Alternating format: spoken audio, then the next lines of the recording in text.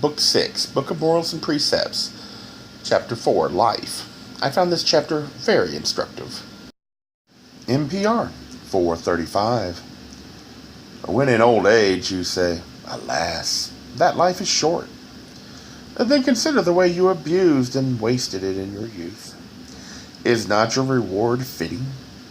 Remember that the paths to pleasant old age are chosen in youth. They are the paths of simplicity, moderation, cleanliness, and virtue.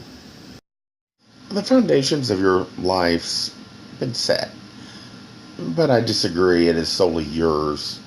Your parents' family will give you the foundations, and that will follow you through life. However, that is the foundation. It does not mean that you are to live in the past, only that how you interpret life will be shaped by the foundations of your youth. I agree that often we fear losing what we have. We fight hard not only to keep it, but to try and add to it.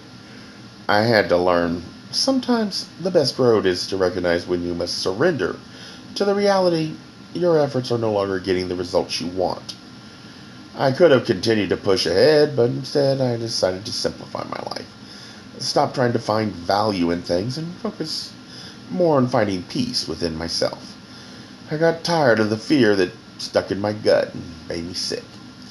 My life felt like hell. It's not always easy to take away something you have, but if you will not, then you will eventually find yourself at a point you lose even more than just what you want.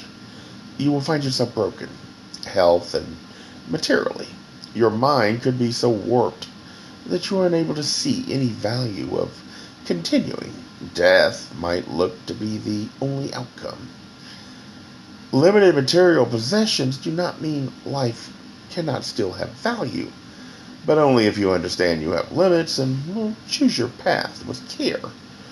Do not play it so safe you fear to do anything. Only be wise enough to realize there might be a cost, and be sure your actions are necessary. And the cost is worth paying.